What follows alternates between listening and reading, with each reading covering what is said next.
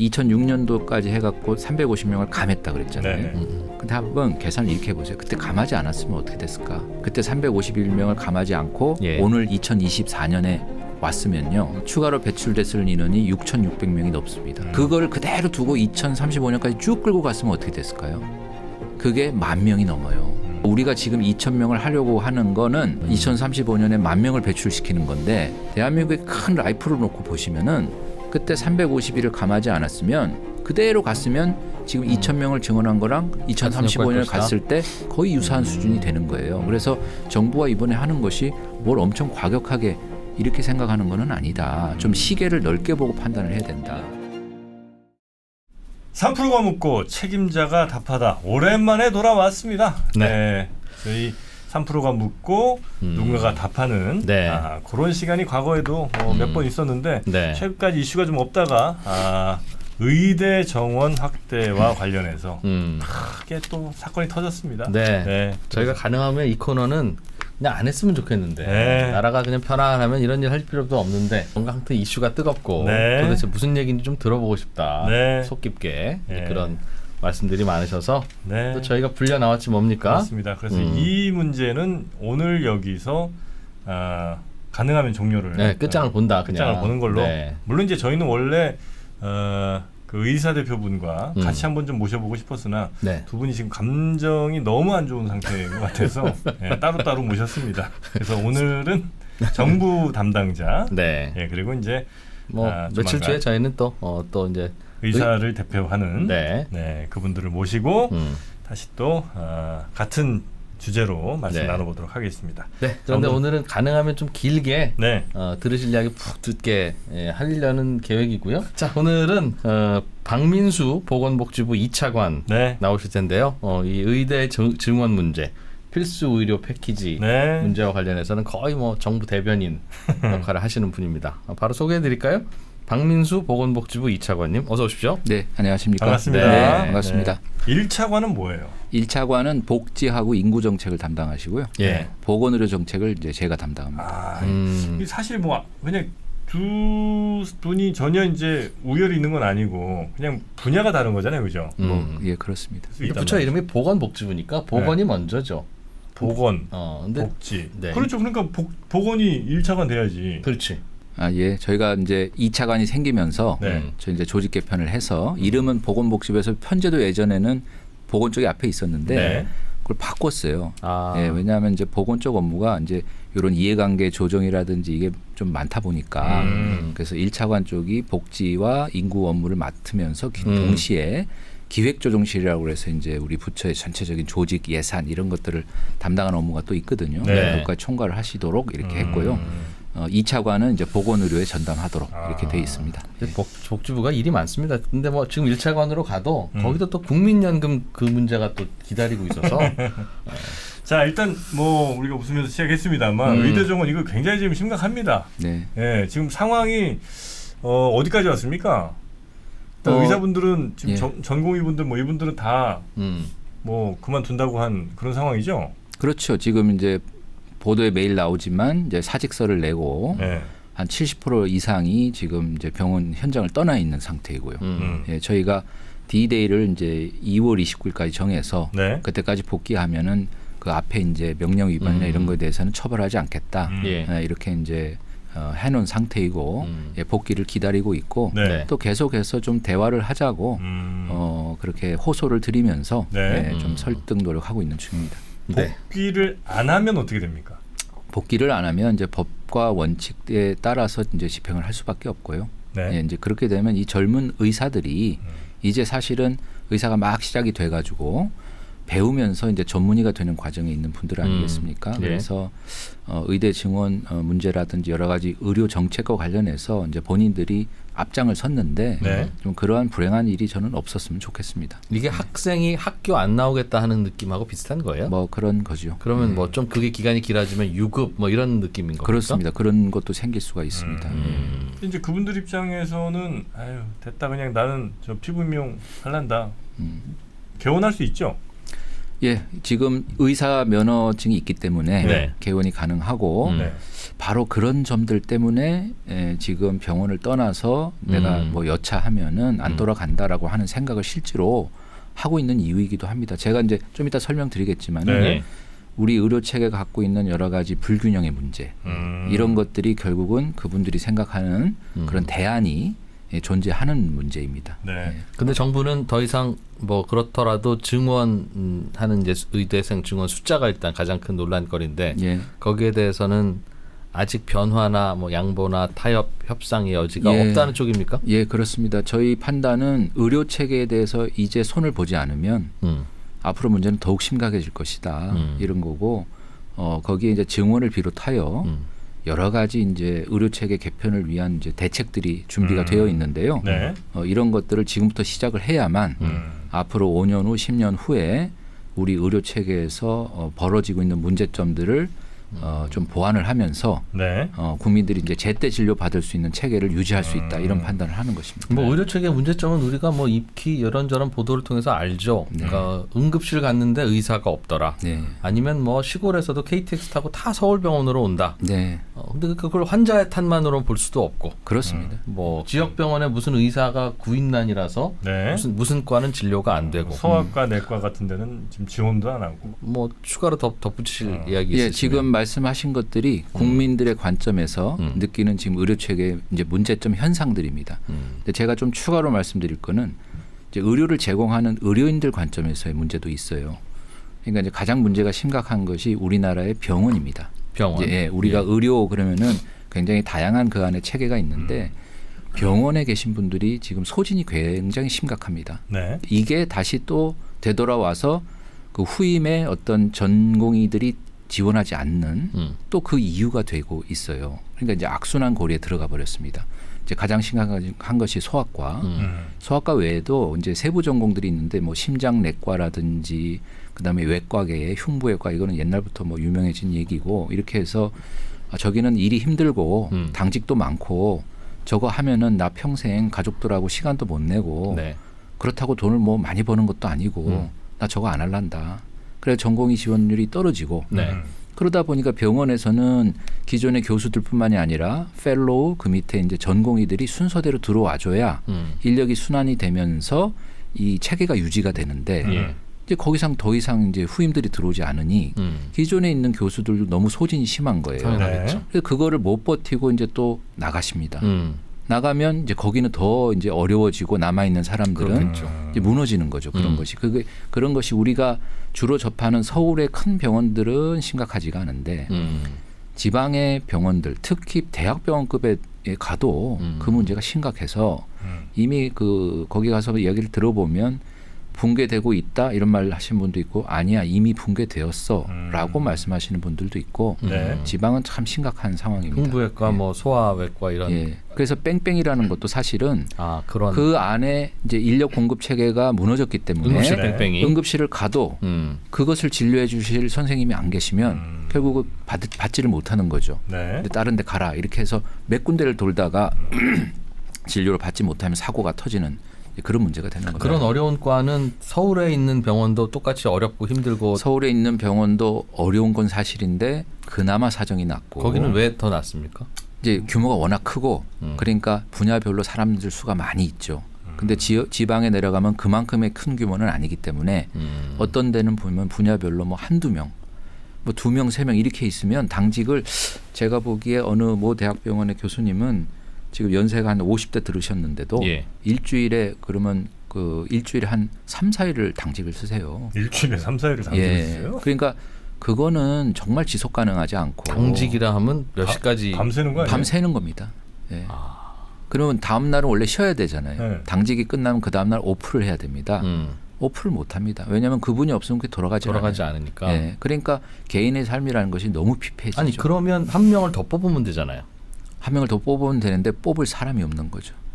지원하는 사람이 없고 보통 대학병원의 교수들 트랙이라는 거는 전공의 때부터 그 대학병원에서 계속 일을 하면서 교수하고 라포를 쌓고 그리고 펠로우가 되거나 그 과정들을 거쳐서 좀 더 술기를 쌓은 다음에 이제 그 교수의 트랙들을 타는 거거든요. 네네. 근데 뭐 여기 전공의 지원서부터 없는 걸요, 뭐 지금. 그럼 극과에 그 의대생이 없지는 않을 텐데. 의대생이 있는데 극과로 지원을 안 하는 지원을 거죠. 안 한다. 예. 그리고 예를 들면 산부인과 같은 경우도 이제 산부인과도 어려운 과목인데 전공의 지원율을 보면 한 68% 정도 되거든요. 그러면 10명 뽑으면 한 7명밖에 안 간다는 얘기예요? 그렇습니다. 네. 7명이 가는데 근데 산부인과는 보면 산과와 부인과가 있어요. 예. 그 안에. 그러면 우리가 보통 이제 분만이라고 하는 것이 이제 산과인데 68% 중에 산과를 선택하는 사람은 거의 없다고 보시면 돼요. 그럼 대부분은 다 부인과. 그러면 그 전문의 과정을 마치고 물론 대학병원에 남을 수도 있겠지만 이제 개원을 나가면 부인 질환을 이제 주로 치료하는. 근데 거기엔 또 비급여 항목들이 많이 있을 수가 있죠. 예. 그러니까 소득의 기회가 있고 네. 워라벨이 되는 이런 거고 대학병원대는 이제 그 산부인과 같은 경우는 난임 그러니까 산모 중에서도 굉장히 어려운 분들이 오거든요. 보통은 1차 의료기관에서 순산을 보통은 하는데 그러다 잘 안 되면 그 지역에 있는 큰 병원으로 옮겨가는데 그때 이제 교수님들이 이제 그것들을 맡아가지고 그 어려운 난임을 이제 해소를 해주셔야 되는데 그러다 보니까 맨날 당직에 온콜. 그러니까 당직이 아니면 집에서 이제 대기하시면서 콜 대기하는 거예요. 전화기. 예. 네. 예. 그러니까 이제 이것이 지금 지역 의료기관의 현실이기 때문에 너무 어렵습니다. 그리고 사람을 구하기 어렵다 보니까 결국은 또 이제 인건비를 더 많이 줘야 되는 거거든요. 그렇죠. 그래서 예. 임금 구조를 보면 제가 이제 꼭 드리고 싶은 말씀이 최근에 이거 이슈 때문에 의사 전체를 이렇게 좀 매도하는 이런 것들이 있는데 좀 절대 그러지 않았으면 좋겠고요. 그 의사라고 하는 것도 그 안에 보면 굉장히 그 집단이 다종다양합니다. 네네. 그리고 소득이 높다고 하지만 사실은 제가 오늘 문제 제기하는 이 지역의 의료기관 그러니까 대학병원이 이제 우리 큰 병원인데 여기에 계신 교수님들이나 이런 분들은 그렇게 임금이 높지 않습니다. 예. 일은 가장 어려운데 임금은 의사 그룹 중에서도 거의 제일 낮은 그룹에 속해요. 그러니까 그 임금을 더 높여야 그나마 예. 그 의대생들 중에 일종의 사명감을 더 강하게 갖고 있는 분들은 지원을 할 명분이 스스로도 그렇습니다. 생길 것이고. 예. 그런데 왜 임금을 못 올립니까라고 하면 예. 병원장, 그러니까 경영의 입장에서 보면 네. 의사를 더 뽑아서 수술을 열심히 하더라도 네. 수가가 안 좋아서 네. 돌릴수록 손해이거나 네. 특히 지방 같은 경우는 그냥 KTX 타고 서울로 가버리지 네. 지방에서 하실 수 있는 수술도 안 하시려고 하니 또 악순환. 맞습니다. 그러나 그렇다고 의사가 대기를 안 할 수는 없으니까 네. 매번 그러니까 꾸벅꾸벅 힘들게 맞습니다. 일하는 그런 상황인데 예. 그럴수록 이쪽에 더 수가를 지원을 해주든가 해서 최소한 의사를 하나 더 뽑았을 때 병원이 손해나지는 않게 맞습니다. 해줘야 더 뽑을 수 있을 거 아니겠습니까? 맞습니다. 아니 맞습니다 할 게 아니라 그렇게 하셔야 정부가 해야 되는 거지 맞습니다 하면 어떡해요? 네. 제가 요거 한번 그림을 갖고 왔는데요. 네. 한번 요거 보시면서 좀 설명을 드릴까요? 요건 그냥 개념도입니다. 우리 의료 체계를 크게 보면 병원, 그다음에 동네 의원이라고는 이제 개원가. 예. 제가 별도로 미용이라고 이제 표시를 했는데 이제 주로는 개원이지만 그 중에서도 특히 이제 미용 성형과 같은 이런 이제 비필수 의료를 하는 곳이에요. 이렇게 크게 한 3개 그룹으로 이제 이렇게 개념도를 그려서 생각을 해보면 네. 그 의료 행위의 위험도, 그다음에 강도, 그다음에 보상의 수준 이런 걸 가지고 한번 측정을 해봤을 때 저 안에 이제 병원에 이제 안에 핵 쪽에 있는 쪽이 보면 위험이 크고 강도가 높고 그러니까 이제 말씀드린 그 당직이라든지 위험도가 높은 환자를 봐야 된다든지 이런 게 주로 병원에서 이루어지는 거죠. 큰 병원들. 예. 그리고 보상은 좀 낮은 이제 이런 구조고 바깥으로 갈수록 이제 위험도와 강도가 떨어지고 보상은 높아지는. 완전 반대가 돼야 되는 거 아니에요? 그래서 제가 말씀드린 게 여기 제목에 보면 정의롭지 못한 보상이라고 했잖아요. 네. 그러니까 이게 사실은 정의의 문제로 귀결이 됩니다. 그러면 이제 이런 거죠. 정부가 왜 여기를 그럼 수가를 병원 쪽에 좀 충분히 줘서 그렇습니다. 이거를 예. 좀 그렇지 않도록 균형을 맞춰야 되지 않느냐 맞는 얘기고요. 근데 이 구조가 오늘날 이렇게 된 게 아니라 사실은 대한민국의 의료 체계가 발생된 이후로 쭉 이 구조로 왔어요. 근데 왜 오늘날에 와서 이렇게 심각하게 문제가 노정이 되었느냐. 네. 이제 그 변화를 좀 설명을 드려야 됩니다. 예. 그러니까 제가 미용 시장을 한번 설명을 드리고 싶은데 미용 시장은 어떤가요? 제가 젊었을 때의 미용 성형 이러면은 젊은 분들이 뭐 쌍꺼풀 수술하고 코 세우는 거 이걸 주로 상상을 합니다. 네. 근데 오늘날의 미용 성형 시장의 주 고객은 저 같은 50대 이상의 연령대가 꽤 있으신 분들이 굉장히 고객이 많아요. 그러니까 이제 이거는 뭐 미용 성형이라보다는 약간 재건이라 그래야 될까요? 주름살 제거해주고 주름살도 펴고 피부에 뭐 이렇게 검버섯 같은 거 많이 나면 그런 거 제거하고 그렇죠. 뭐 심고 그다음에 펼치고 땡기고 뭐 이제 이런 각종 이제 이런 시술을 하는데 이거는 이제 건강보험이 적용이 안 되는 영역이거든요. 네. 그러면 자유롭게 가격을 받을 수가 있고요. 그러다 보니까 이제 수입이 꽤 괜찮은 거죠. 근데 왜 그러면 거기가 수입이 좋을 수밖에 없냐? 저는 기본적으로는 수요가 많이 늘어서 그렇다는 겁니다. 그렇습니다. 예. 수요가 늘면 당연히 거기 공급이 거기만큼에 따라온다 그러면 가격이 안 올라갈 텐데 공급은 그에 미치지 못하는데 수요가 폭증하고 있기 때문에 거기에 따라서 가격은 올라간다. 그런데 이 수요가 그럼 대한민국 국민들만 있느냐? 아시죠? 요새 K컬처 막 이래가지고요. 외국에서도 굉장히 많이 옵니다. 특히 뭐 동남아나 중국이나 이런 데서 한국의 미용 성형 시장은 굉장히 유명하고 뭐 부산이나 뭐 강남 이런 데는 이제 그런 그 외국인 환자들도 많이 오기 때문에 이 수요라는 것이 폭증을 합니다. 그래서 이 불균형의 구조가 좀 더 심해졌다. 이것이 오늘날의 현상이에요.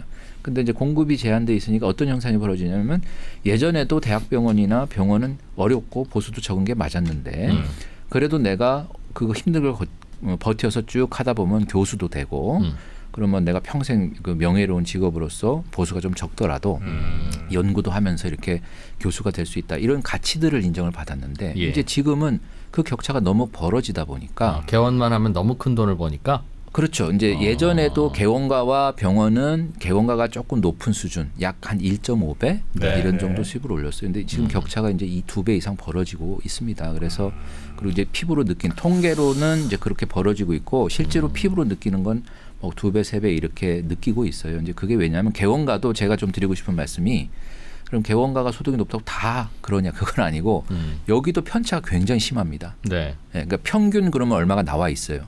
제가 오늘 구체적인 숫자는 말씀 안 드리겠습니다. 근데 평균치가 나와 있는데 이 안에 실제로 데이터 구성을 보면은 굉장히 편차가 큽니다. 그래서 그 안에도 굉장히 소득이 높으신 분들이 있고 그다음에 아주 그렇지 못한 진짜 어려우신 분들도 있어요. 개원가도.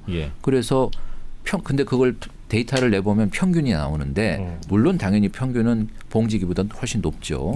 높은데 실제로 피부들이 느끼는 거는 이렇게 잘 못 보는 선생님들은 눈에 잘 안 들어오고 그렇죠. 돈 많이 버는 사람들이 눈에 띄니까 그 피부로 느끼는 격차라는 게 훨씬 커졌어요. 그래서 이제는 조금 어렵고 힘들면은 이런 그 의료기관 병원에 남아 있지 않고 밖으로 이제 나가려고 하는 압력이 훨씬 세진 겁니다. 근데 그거는 의사들 입장에서는 잘못 생각하고 있는 거라는 말씀입니까? 잘못은 아니고요. 개원의들의 소득 격차가 상당히 크고 잘못하면 돈 못 벌 가능성도 매우 큰데라는 의미예요. 그런 가능성도 있는데 개원은 그랬잖아요. 누가 나오셔서 설명하셨는데 개원을 하려면 자기 자본이 들어갑니다. 뭐 이제 그 임대도 해야 되고 그 시설 장비도 해야 되고 그러니까 일종의 첫 투자가 들어가고요. 리스크가 있어요. 그러니까 개원은 좋은데 이렇게 수요가 꽤 있는데 잘 잡아서 그 주변 동네 분들한테도 정평이 나야 이게 안정적으로 하실 수가 있는데 그렇지 못하면 뭐 여기도 망할 수가 있거든요. 그 리스크가 있기 때문에 당연히 리턴도 클 수도 있는 것이죠. 그래서 그거는 뭐 그 개원의 어떤 성격인데 그래도 이제 격차가 너무 벌어지면 여기에 있는 이제 병원급에 있는 분들이 버티기가 어려운 거죠. 그러면서 이제 사회 변화도 있습니다. 예를 들면 전공이나 이런 분들의 그 근로 시간도 많이 줄었고 옛날에 교수들 말씀 들어보면은 뭐 월 130, 그러니까 주 단위죠. 주 단위로 130시간씩 이렇게 일했다는 거예요. 근데 그거는 계산을 해보면 30시간이 어떻게 말이 돼요? 일주일에 130시간이 되기는 돼요? 잠자는 시간 빼고는 다 그냥 병원에 있는 거예요. 그래서 1월 1일 날 어머니가 30개 속옷을 갖다 주면 그거를 이제 받아서 30일 동안 소진하고 또 말일 날 어머니랑 접선을 해가지고 또 빨래를 전달해주고 또 속옷을 받고 이런 게 이제 옛날 전공의들의 삶이고 그런 분들이 지금 교수님들이 돼 있으신 건데 오늘날 젊은이들한테 그거는 통하지 않죠. 그리고 이미 법도 이제 80시간으로 이제 그 법이 개정이 돼가지고 네. 이제 최대한 89시간인데 89시간 넘겨서 일할 수가 없습니다. 예. 그러니까 이런 추세는 앞으로도 더 강화될 거예요. 그렇겠죠. 그래서 정부는 이렇게 워라밸을 추구하는 가치관의 변화, 그다음에 근로시간의 축소 경향 이런 것들을 종합할 때 지금의 3,058명의 정원을 유지해서는 도저히 이 불균형을 해소할 수도 없고 네. 그리고 이제 수요 측면에서 우리나라가 고령화되면서 의료 수요가 훨씬 폭증할 것이기 때문에 이 폭증하는 의료 수요를 감당을 하려면 증원이 불가피하고 증원과 함께 여러 가지 구조적인 개혁이 같이 가야 된다. 이런 판단을 하는 것입니다. 이제 2,000명 증원을 이제 하신다는 거잖아요. 네. 이제 약간 의혹의 눈초리로 보시는 분들이 아니 무슨 증원도 순차적으로 뭐 한 200명, 300명, 뭐 500명 이렇게 늘리거나 아니면 뭐 필요한 인원의 뭐 규모라는 게 있을 텐데 그거를 너무 높게 잡아서 지금 현재가 3,000명인데 어떻게 2,000명을 늘리는 70% 늘리는 게 말이 되냐? 이거 누가 가르치고 가능이나 하겠냐? 이거 너무 의사를 절벽으로 미는 거 아니냐? 너무 서두른다는 느낌이죠. 그럴 거면 어제 오지 그러슈 하는 것처럼 진작 좀 늘리든가. 증원을 하고자 하는 노력은 굉장히 오래전부터 시도가 되었습니다. 예. 이게 사실은 이제 3,058명이라고 하는 현재 정원은 2006년도에 이제 그렇게 된 것인데요. 네. 원래는 한 3,500명 정도 됐었어요. 예. 근데 그게 의약분업이라는 사태를 거치면서 의료계가 정원을 10%를 감축을 해달라. 그 요구 조건으로 자기네들의 파업을 풀겠다. 이렇게 해서 그때 그 요구 조건을 수용을 하면서 3,500명 되던 정원을 350명을 감해가지고 이제 연차적으로 감했죠. 그래가지고 2006년도까지 3,058명을 만들었고. 의약 분업을 하면 의사들 수입이 줄어들 테니까 예. 그것을 타이트한 수급으로 네. 보상할 수 있게 의사를 줄여달라. 예. 그래서 2006년 이후에 이제 줄어든 이제 그 정원으로 지금까지 와 있습니다. 근데 그때 오케이 해줬어요, 정부가? 그렇죠. 정부가 이제 오케이를 한 거죠. 아니 국민들의 의료 수요가 있는데 국민들이 그냥 줄 좀 더 쓰고 빡빡하게 하고 하는 걸로 그냥 이렇게 협상합시다가 오케이 됐었다고요? 그게 참 아쉬운 영역 부분인데요. 네. 그러니까 보통은 의료 집단 행동, 그러니까 파업이죠 일종의. 그게 일어나면 현장에서 어떠냐면 제때 진료를 못 받아서 환자분들이 사망하고 실제로 의약분업 때 환자들이 몇 분 사망하셨습니다. 예. 그렇게 사망을 하고 그러면 민주주의 사회에서 정부가 그거를 버티기가 어려운 거예요. 그 비난 여론이나 이런 것들을. 그러니까 적당한 선에서 타협을 하고 그것을 이제 물러나는 것이죠. 이제 그렇게 해서 정원이 줄었고 그 줄은 상태로 쭉 왔는데 그 사이에 그냥 가만히 있었던 게 아니라 몇 번의 시도가 있었어요. 예. 근데 그 시도가 번번이 좌절을 합니다. 그 본격적인 시도가 2012년에 네. 저희가 이제 그 TF를 만들었어요. 이제 의료계가 추천하는 전문가를 받아가지고 그분들하고 같이 연구를 한 거예요. 연구했더니 보고서에 15,000명이 부족하다고 결과가 나왔어요. 그래서 이제 부족하다고 결과 나왔으니까 좀 증원을 논의해 보자. 그랬더니 절대 부족하지 않다. 그래 그때는 사실은 논의조차 못했어요. 보고서만 내고 그 TF는 활동을 종료를 했고요. 그리고 나서 거의 매 2년에 한 번씩 정부가 연구 용역을 합니다. 네. 그 연구 용역을 했을 때마다 이제 숫자는 조금씩 다른데 항상 부족하다, 의사가 부족하다라는 연구들이 쭉 나왔고. 그럼 늘려야죠. 예, 근데 저희 여러분 기억하시죠? 2020년에 그때가 이제 코로나가 막 발병했을 때 그 시기인데 그때 이제 그 연간 400명씩 늘려서 10년간 4,000명을 늘리겠다고 하는 계획을 발표를 했었습니다. 정부가. 예. 그때 400명은 어떻게 계산이 나온 거냐면 의약분업 때 감축된 351명 그것을 복원하고 그다음에 지금 가만히 보니까 의과학자 이런 쪽에 수요가 있다. 바이오 헬스 산업이나 이런데 그렇죠. 근데 전혀 그쪽으로 지금 인력 공급이 안 되니 그 의사과학자를 양성할 수 있는 인력을 한 50명 정도를 가자. 이렇게 갖고 400명을 계산을 해서 발표를 한 거예요. 근데 기억하시지만 그때도 전공의들이 지금처럼 이제 뛰쳐나온 겁니다. 거리로. 그래서 그 한 2, 3주 정도 했죠. 제 기억에. 그리고 그때는 또 상황이 안 좋았던 것이 코로나 시기였어요. 코로나가 있었고 그러니까 지금 현재 안 그래도 코로나 때문에 의료진이 부족한 상황인데 전공의들이 뛰쳐나가 버리니까 도저히 의료기관이 운영 유지가 안 되는 것이죠. 근데 의료계 쪽 이야기를 좀 들어보면 의사가 부족하다고 하는데 네. 지금 병원 가서 의사가 부족해서 진료 못 보는 사람들은 그 지역의 일부 필수 의료과 응급실 뺑뺑이 뭐 이런 케이스들이지 네. 대도시에 있는 의사들은 언제든지 가면 바로 뭐 볼 수 있고 그런 이렇게 빨리빨리 의사 볼 수 있는 나라가 어디 있냐. 네. 그러니까 우리는 의사 충분한 거다. 다만 필수과나 열악한 과나 이런 과에는 의사가 부족하긴 부족한데 네. 그건 의사 전체 정원이 너무 없어서 그쪽으로 안 가는 게 아니라 말씀하신 대로 개업했다가 망하는 의사도 있는데도 개업을 하고 그쪽으로 안 가는 이유는 네. 그쪽의 조건이 너무 열악하고 네. 그건 기본적으로 수가의 문제라든가 네. 정책의 문제여서 그걸 풀어서 해결해야지 안 그래도 충분히 있는 의사 숫자를 더 늘려봐야 속칭 피부과 의사만 더 늘어나지 그쪽으로 안 가는 구조적인 문제가 해결이 안 된 상태에서 늘려봐야 뭐 하겠느냐. 네. 그런 이야기를 하는데 꽤 설득력 있게 들립니다. 제가 그 부분에 대해서 반론을 좀 해볼게요. 예.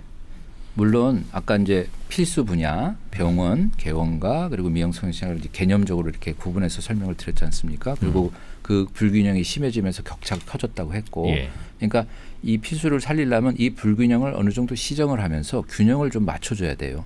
그래야 인력이 여기도 유지가 되는 것이죠. 뭐 그것도 예, 일리는 그래서 있습니다. 예. 이 수가를 올리면 균형을 유지하는 건데 네. 만약에 구조 개혁을 안 하고 의대 정원 증원을 안 하고 수가로만 이거를 균형을 맞추려고 생각을 하면 아마 우리 저 프로님들이 내시는 보험료가 지금보다 몇 배가 올라야 될 겁니다. 그거는 모든 부담을 국민들한테 전가하는 거예요. 그래서 그런 것들은 정부가 그렇게 선택할 수는 없습니다. 정부는 뭐냐면 항상 여러 가지 수단이 있으면 그 여러 가지 수단을 조합을 해서 이게 팔리시 믹스라고 하는데요. 네. 그 조합을 해서 가장 효과적으로 그리고 국민 부담을 가장 덜 지는 방법을 택해서 가장 효과적으로 할 수 있는 것들을 찾는 것이 정책의 당국자가 의사결정할 부분이죠. 그래서 저는 이렇게 생각이 듭니다. 왜 그런 사고를 하고 그럼 정부 관련은 왜 이런 사고를 할까? 예. 저는 생각해보면 그 마음의 중심에 무엇이 있느냐에 따라 저는 달라진다고 생각을 해요. 저는 의대 증원을 해갖고 제가 무슨 이득을 보겠습니까? 제가 개인적 이득을 보는 것은 없습니다. 공무원들이라고 하는 것들은 어쨌든 조합 자체가 국가와 국민 이런 공익을 위해서 고민을 해라 이렇게 해서 평생을 이렇게 하는 거고 그분들은 글쎄요 제가 보기에는 국민들이 마음의 중심에 있었으면 그것만 주장하지는 않았을걸요. 그래서 저는 그런 거죠. 수가도 증원이 필요합니다. 증액이. 그러니까 그것만으로 해결은 안 되는 거고 수가도 증원을 하지만 다른 여러 가지 조치들이 동시에 같이 들어가 줘야 적정한 수가를 회복을 하면서 그 불균형을 해소할 수 있는 정책 효과를 바란다. 거기에서 중요한 것이 의대 정원 증원이고 의대 정원 증원이라는 것은 쉽게 얘기하면 의사 인력 시장이 있잖아요. 네. 그 의사 인력 시장의 공급을 늘려주는 거예요. 그럼 공급을 늘려주면 그럼 이분들이 다 뭐 필수 의료 가느냐 자꾸 그렇게 주장을 하시는데 아까 그 그림에서 있는 것처럼 필수 의료에도 가셔야 되고 지역에도 가셔야 되고 개원에도 가셔야 되고 이 미용 성형 시장도 수요가 폭증한다고 제가 말씀드렸지 않습니까? 거기에도 어느 정도는 가셔야 됩니다. 그래야 시장의 임금의 균형들을 지금의 이런 과도한 불균형 이런 것들을 해소할 수 있는 효과가 생기는 것이다. 그런 과정들을 거쳤을 때 우리가 필수 의료에 대한 집중 투자를 하더라도 감내할 수 있는 범위에서 투자가 가능하고 균형을 회복할 수 있는 정책 효과를 낼 것이다라고 하는 것이죠. 그러니까 속칭 피부과가 너무 돈을 잘 버니 심장외과 관련한 학생도 흔들리지 않겠느냐. 그렇죠. 이건 인간이면 어쩔 수 없으니 이거를 심장외과 의사들 연봉을 올려서는 한도 끝도 없고 그렇죠. 피부과 돈 잘 버는 걸 사실 좀 눌러줘야 되는 것 같다라는 쪽으로 이해는 됩니다. 그러니까 말씀은 더 고급스럽게 하셨지만 그런데 이제 누르는 방법으로 의대생 3,000명 증원도 뭐 방법일 수는 있겠으나 그 피부과에서 의대 수련을 거쳐야 할 수 있는 피부과 시술이 있다면 그건 해야겠으나 그거 아닌 점 빼고 레이저하고 하는 것들은 난 모르겠어요. 그게 뭐 비전문적인 건지는 모르겠으나 그거는 좀 열어줘서 그것만 할 수 있는 분들도 열어주고 하면 그쪽 시장의 가격은 더 내려갈 수 있을 것 같고 그런 게 오히려 더 더 편안한 그런 방법은 아니겠습니까 하는 질문인 것 같습니다. 네네네. 그 충분히 이해를 하고요. 그건 이제 바로 될 수 있잖아요. 근데 이거 예를 들어 의사들 2,000명 지원하는 건 어쨌든 한 10년 가까이는 걸릴 거 아닙니까? 네. 그래서 저희가 그 필수 의료 패키지라고 4대 필수 의료 패키지라는 정책을 발표를 했는데 그 발표를 할 때 이제 굉장히 종합적인 대책이 거기에 들어가 있는데 그 안에 그 문구가 살짝 있어요. 아, 그것도 하실 거예요? 아니, 그러니까 이제 그거는 근데 지금 여기서 이제 정확하게 말씀을 드리면 이런 겁니다. 이거를 구체적으로 어떻게 해야 되겠다는 걸 정부가 완벽하게 의사결정을 하지는 않았어요. 근데 이거는 논의가 필요한 과제입니다. 예, 그러니까 그럼 의료 행위의 범위를 어디까지 할 거고 어디까지가 의사가 할 수 있는 의료 행위고 그럼 의사가 아니어도 할 수 있는 행위는 뭔지 이런 거 지금 말씀하신 거지 단순히 레이저를 쪼고 하는 것들은 그러면 다른 직역에도 맡길 수 있는 것인지 이런 것들은 정부가 일방적으로 결정하기보다는 논의가 필요한 과제다. 그래서 이 부분도 논의를 좀 해보자라고 하는 문구가 들어갔는데 사실 지금 전공의들이 그 지금 현장을 떠나서 이렇게 한 거에 그 몇 가지 이유 중에 지금 그게 들어가 있어요. 네, 그러니까 아니 그 미용 앞으로 그거를 다른 직역에 터가지고 의사가 아닌 사람도 시키겠다는 거야. 이제 그런 부분하고 또 하나 가지가 뭐 개원 면허제라는 뭐 그런 표현이 있는데 개원 면허제를 앞으로 해서 그럼 개원도 마음대로 못하게 하겠다는 거야. 이제 이런 이제 그 인식을 갖고 필수 의료 패키지 전체를 다 백지화하라. 이렇게 하거든요. 근데 제가 좀 안타까운 거는 필수 의료 패키지의 전체 내용이 굉장히 방대한데 그 중에 지금 얘기하는 그 이제 문제가 되는 게 딱 세 가지입니다. 그 미용 그 자격을 타 직역에 푸는 거냐, 그다음에 개원의 면허를 허가제로 바꿀 것이냐, 아니면 또 하나가 이제 비급여를 뭐 상당히 그 관리를 세게 들어갈 것이냐, 요 세 개가 나도 지금 전공의 중에도 한 60%는 개원을 나가거든요. 예. 그러면 나 이거 마치고 이제 개원 나갈 건데 개원 나가면 이제 기대되는 비급여 뭐 이런 것들이 다 내가 이제 기대했던 부분들인데 그거조차 이제 정부가 다 통제를 하려 하는구나. 의료는 이제 뭐 미래가 없구나. 이런 이제 느낌, 예, 그런 느낌이 굉장히 강하다고 합니다. 네. 그래서 근데 저희가 이제 그 부분을 명확하게 지금 말씀하신 대로 뭐 타 직역에 열겠다, 뭐 이렇게 선언한 것은 아니에요. 그러니까 이것도 좀 논의해보자. 뭐 어느 정도 그런 정도 수준이에요. 그래서 그거는 의료개혁위원회에서 논제로 올려가지고 거기서 좀 충분히 논의를 해보자. 왜냐하면 이제 의료 행위의 범위도 정하고 이래야 되기 때문에 쉽지 않습니다. 근데 외국의 사례를 보면은 일본도 그렇고 미국도 그러한데 지금 이제 레이저 서저리 같은 것 중에 일부는 이제 다른 이제 특수 그 자격을 만들어 가지고 그분들이 정해진 범위에서 그걸 하도록 하는 나라들이 있어요. 그러니까 말씀하시는 것처럼 거기라고 왜 미용에 대한 수요가 없겠습니까? 있죠. 근데 있는데 그분의 이제 일정 부분을 그런 직역들이 흡수해내기 때문에 의사 수요가 이제 그만큼은 덜 되는 거죠 거기서. 이제 그런 것들이 우리가 참고를 해볼 수 있는데 현재로서는 그걸 명확하게 의사결정한 것은 아닙니다. 개원 면허제는 왜 검토를 고민하십니까? 그 개원 면허제라기보다는 이런 거예요. 그게 이제 수련체계 개편에 나왔던 건데 그것도 좀 오해가 있는 게 지금 인턴이 1년 하고 그다음에 레지던트라고 해서 그거를 3년 또는 4년을 합니다. 그러니까 보통은 이제 합하면 그럼 4년 내지 5년이잖아요. 우리가 5년 과정이라고 보면 1년 인턴 그다음에 4년의 레지던트 이걸 합해서 전공의 과정이라고 하는데 지금 현장의 얘기를 들어보면 인턴 과정이 너무 시간이 좀 아깝다. 그러니까 인턴은 이런 거예요. 처음에 종합병원에 이제 인턴 들어가면 과목별로 뭐 작게는 한 1주, 뭐 길게는 한 4주 이렇게 갖고 견학 일종의 그런 거죠. 모든 과목을 다 돕니다. 근데 그 반드시 뭐 내외 산소와 같은 핵심 과목은 조금 긴 기간으로 해야 되고 나머지는 쭉 돌아요. 근데 그러면 가면 자기는 분명히 의사 자격증이 있는데 거기 가서 하는 일이 진짜로 뭘 배우고 술기를 배우고 이런 거보다는 그냥 어떻게 보면 병원의 어떤 행정 이런 걸 주로 많이 담당을 한다고 그래서 실제로 전공의들이 굉장히 좀 불만이 많아요. 내가 시간이 아까워 죽겠는데. 저희가 이제 생각해 보기에 그렇지. 이제 병원이라고 하는 시스템을 알려면 여기에서 행정들이 뭐가 이루어지고 앞단에 어떤 일들을 해야 되고 하는 것들도 배우긴 배워야 되죠. 근데 제 생각에 그걸 1년씩이나 할 필요는 없지 않을까요?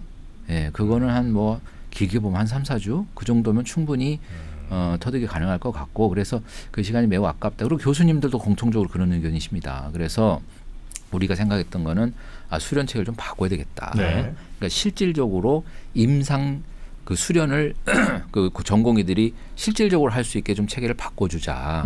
그렇게 해서 현재 인턴제를 이거는 사실상 뭐 저는 폐지에 가깝다고 보고 현행의 그런 인턴제를 하지 말고 오히려 전공의에 그 레지던트에 가까운 그런 실제로 임상에 투입될 수 있는 시간들로 좀 채우자. 그래서 수련 체계 그렇게 개편하자라고 저희가 이제 보고서에 써서 냈는데 요거를 또 저기 전공의들은 인턴제를 2년으로 한다라고 또 그렇게 해석을 했어요. 그래서 이제 그게 좀 안타깝습니다. 인턴 기간을 없애자는 말이죠? 없앤다기보다 이제 이름을 제가 보기엔 이름 바꿔야 될 것 같아요. 이제 인턴이라는 이름을 바꿔야 그게 개념이 바뀔 것 같은데. 그건 병원에서 알아서 전공의들에게 어떤 역할을 하고 어떤 학습을 할 거 할지는 병원에서 알아서 하면 되지. 그걸 복지부가 인턴 과정을 몇 주를 하세요를 해줘야 되는 겁니까? 그러니까 틀은 이제 짜줘야 되는 거죠. 틀은. 근데 그 안에서 구체적인 프로그램은 병원들이 하는데 이제 1년이냐 뭐 2년이냐 아니면 그 안에 뭐 어떤 식으로 운영을 할 거냐라는 기본적인 틀은 복지부가 짠다기보다는 사실은 그거는 그 수련평가위원회가 있습니다. 그게 다 이제 교수님들이 위원들이시고 그분들이 짜시는 거예요. 뭐 복지부 관료가 그걸 이래라 저래라 하는 사안은 아니에요. 그래서 그걸 짤 때 그런 문제점들을 좀 해소하면서 실질적으로 임상 경험을 좀 갖추도록 하자. 지금 이제 가장 문제가 최근에는 의대를 졸업하면 예전에는 거의 95%가 전공의 과정을 했거든요. 근데 최근에는 한 20%는 그냥 바로 안 합니다. 바로 개원을 가는 거예요. 바로 개원을 가서 이제 하니 이분들이 이제 그 뭐 시중에는 뭐 아주 이상한 얘기들도 있는데 그 이제 소득도 꽤 지금 전공의들보다 좋게 되고 근데 임상 경험은 상당히 부족한 거예요. 그러니까 과연 이분들이 그러면 개원을 가가지고 진짜 임상 경험이 부족한 상태에서 제대로 이게 되겠는가? 의대 6년의 과정만 거쳐갖고 이런 이제 의구심들이 있으니 조금 그 수련 체계를 좀 강화하자.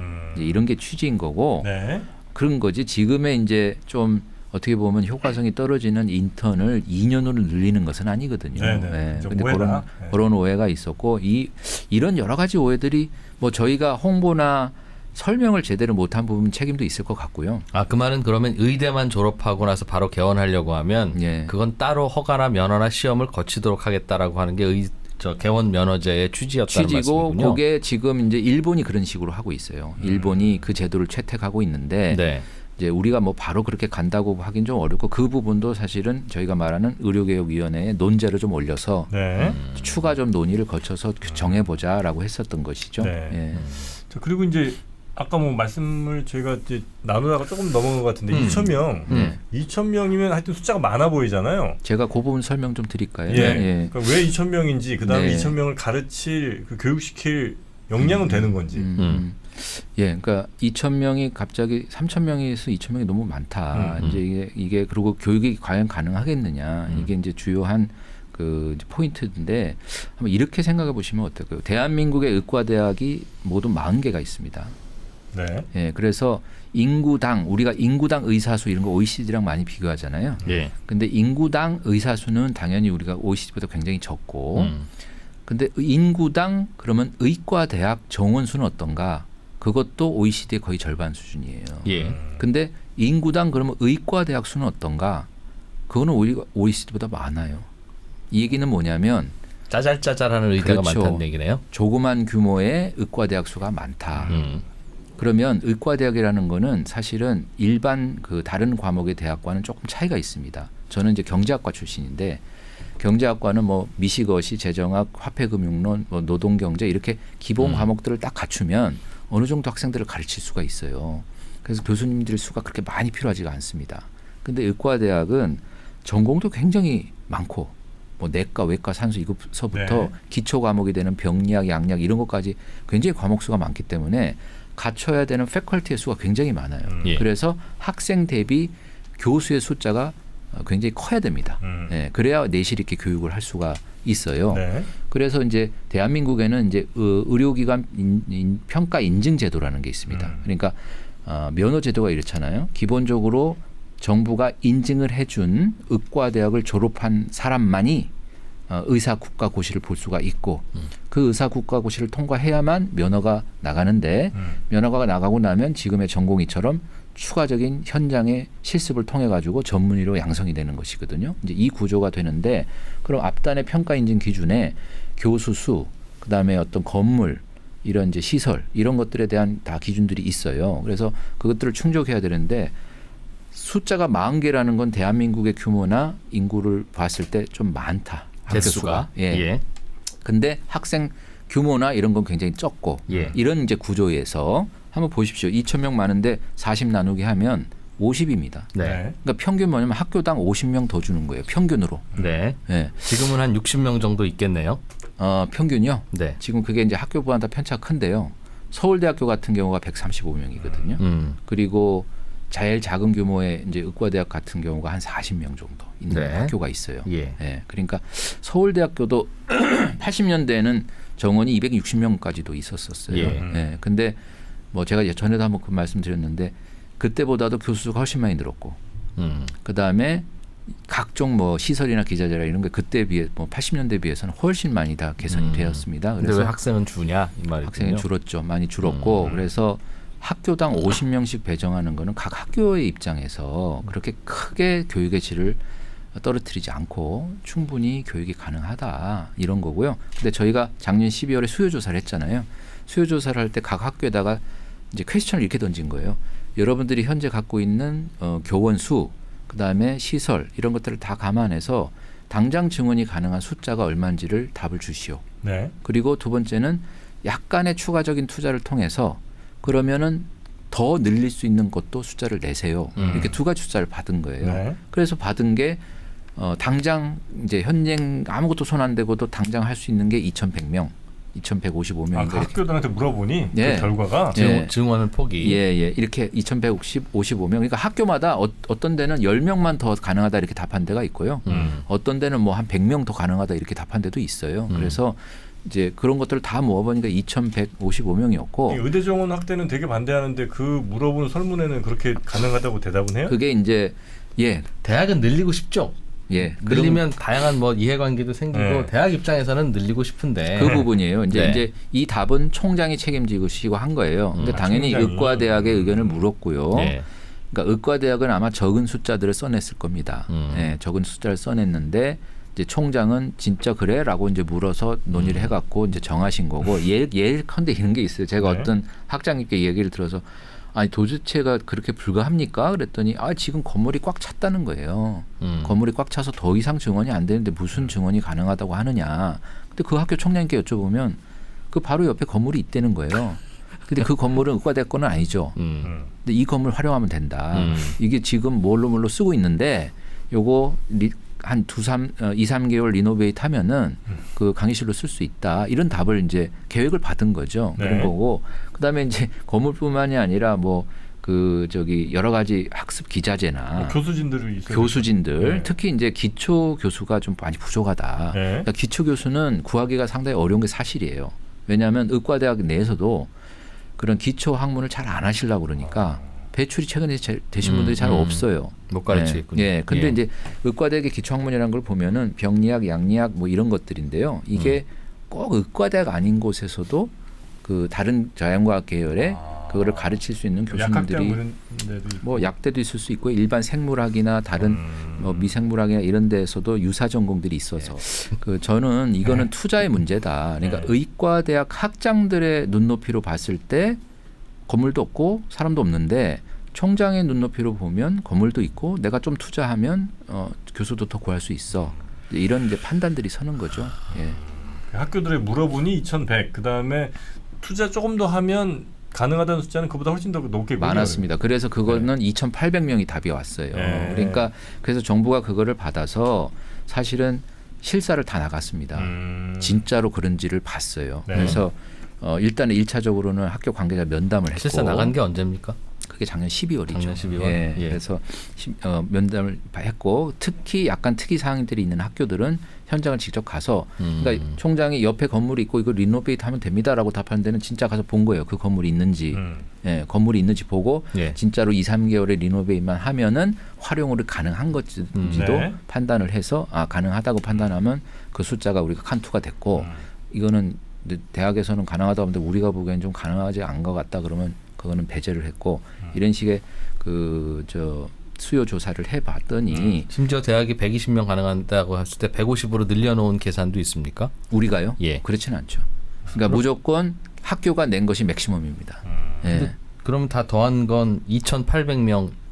그러니까 2,150에서 2,800이라고 답이 왔는데 우리가 가서 줄이고. 현장 보고 뭐 깎을 거 깎고 이렇게 해가지고 2,000명 정도는 다 수용이 가능한 걸로 판단한 것이죠. 수요가 어느 정도냐를 예측해서 2,000명이 필요하겠다는 계산이 아니고 학교가 얼마나 늘릴 수 있느냐를 계산한 거잖아요. 늘릴 수 있냐기보다 당장 할 수 있는 거죠. 그러니까 학교가 당장 할 수 있는. 그 캐파를 하는 게 맞나요? 왜냐하면 이제 의료 수요가 정말 그 정도인지를 조사해서 의사는 1년에 이 정도씩 늘어나는 게 가장 적당해라고 결론 내는 게 더 맞는 거 아니에요? 그렇죠. 네. 제가 이 설명을 드릴게요. 우선 의사가 그럼 앞으로 부족하냐 안 하느냐 이 판단이 먼저 가야 되잖아요. 그러면 의료라는 것도 수요와 공급이 만나는 거니까 현재 의료 수요와 그다음에 현재 의료 공급이 있잖아요. 그럼 이 수급이 지금 현재 맞느냐 이 판단이 있어야 되고 그다음에 의사는 양성하는데 10년의 세월이 걸려요. 그러니까 앞으로 미리 10년 전 후를 예측을 해서 10년 후의 수급을 판단을 해야 됩니다. 그렇죠. 네. 근데 이제 요거 한번 표를 보여드릴게요. 의료 수요에 대한 표인데요. 이게 이제 왜 이렇게 수요가 늘어나냐? 의료 수요를 결정하는 가장 중요한 요인은 첫 번째가 소득입니다. 네. 소득이 학자들을 연구를 종합해 보면 한 30에서 40% 비중을 차지해요. 두 번째가 고령화예요. 당연히 나이가 들면 각종 만성 질병과 이런 것들이 생기기 때문에 수요가 늘어나는데 이거는 의료 수요의 한 20에서 30%를 차지를 해요. 그다음 기타 여러 가지 것들이 합해서 의료 수요를 결정하는데 그런 것들을 가지고 추계를 해보면 지금 2022년 대비 2035년에 갔을 때 입원은 45% 이상이 늘어나고 외래는 13%가 늘어난다. 이런 이제 수치적인 결론이 나온 겁니다. 그러니까 지금도 부족한데 앞으로는 훨씬 더 수급에 문제가 발생하겠구나라는 거고 그럼 공급은 뭐가 결정하냐? 공급은 기본적으로 의대 정원이 결정을 하신다고 보면 돼요. 이 그림을 보시면 요거는 이제 의대 정원의 OECD 국가하고 비교인데 우리는 보시면 제가 아까 설명했지만 2006년에 3,058명으로 고정이 된 상태로 쭉 오고 있잖아요. 근데 다른 나라들은 보면 계속 늘리고 있어요. 그러면 이 나라들도 동일하게 고령화, 소득의 증가 이게 다 우리랑 비슷한 트랙을 밟고 있습니다. 예. 그래서 다른 나라들은 그걸 대비해서 다 늘리고 이런 조치들이 있었는데 우리만 지금 이거를 못하고 있고 제가 아까 설명드린 것처럼 여러 차례 늘리려는 시도가 있었는데도 의사 집단 반발로 그것이 무산되고 하는 그 역사가 있었다. 그래서 이게 더 늦춰지고 뒤로 가면 2,000이 아니라 나중에 가면 3,000을 늘려야 될지도 몰라요. 그럼 우리가 왜 2,000이라는 숫자를 정했느냐? 그럼 우리가 얼마를 부족하다고 본 것이냐라고 하는 게 있잖아요. 예. 그게 우리가 전체적으로 2035년에 가면은 15,000명이 부족하다고 봤습니다. 의사가? 예, 의사가. 지금 이제 안 들린다고 치고. 예, 안 들린다고 치고 쭉 가면은 수요는 이만큼 늘어날 텐데 공급은 정체가 되어 있기 때문에 15,000이 부족하다고 봤어요. 근데 그러면 10,000명이라는 거는 그러면 어떻게 계산이 나왔냐면은 그게 이제 KDI, 보사연, 그다음에 서울대학교 홍윤철 교수가 연구하신 그 가장 최근 연구인데요. 이 세 가지가 요 가장 최근 연구치에서 그 연구 추계를 한 거를 보면은 앞으로 의료 수요와 공급을 비교 평가를 해보면은 2035년에 가서 10,000명 정도가 부족한 게 공통적으로 나왔어요. 뭐 KDI 보사연 거는 한 900 한 1,000명 약간 안 되는 900 몇 명이었고 KDI 거 홍윤철 교수 거는 10,000명이 넘어갔는데 이렇게 서로 다른 방법론으로 추계를 했음에도 불구하고 결론이 유사하게 도출이 됐기 때문에 이거는 과학적으로 타당하다 이렇게 인정을 좀 했던 것이고 그래서 10,000명이 부족하다 2035년 가면 근데 그럼 현재는 안 부족한가 이렇게 보니까 현재도 부족하다 그러면 현재는 얼마가 부족한가 이거를 이제 추정을 했을 때에 이제 지역별로 보면은 그 인구당 그 의사 수가 있는데 요거 우리나라 평균이 2.1이거든요. 1,000명당 2.1? 의사가 2.1명. 이게 OECD에서도 가장 낮은 수준인데 어쨌든 그러면 이 2.1이라도 이게 지역별로 가면 또 달라요. 서울은 3이 넘어가고 강원도 경북 이런 데 가면은 뭐 1점 몇 뭐 이렇고 지방의사 부족하다고 네, 하죠. 이런 거예요. 그러니까 지역별로 격차가 벌어지는데 이거를 그러면 전국 평균 수준인 2.1로 네. 맞추려면 서울이나 이런 데 가만히 있고 나머지에서 이제 평균 수준까지 올려야 되잖아요. 네. 이제 그 올리는데 필요한 숫자가 얼마냐? 그게 5천 명이에요. 그러니까 그 말은 5천 명의 비피부과, 그러니까 5천 명의 필수과 의사가 필요하다는 말씀입니까? 그런 거죠. 예, 주로는 필수과죠.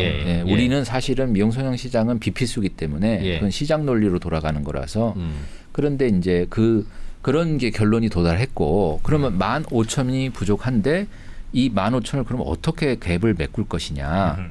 그래서 의협하고 이 얘기를 여러 차례 나눴을 때 의협은 부족하지 않다는 주장을 계속 하시면서 지금 나타나는 문제점은 수가 인상이나 인력의 재배치, 은퇴 의사의 활용 이런 걸 하면 메꿀 수 있다라고 주장하신 거예요. 은퇴 의사를 활용하라고요?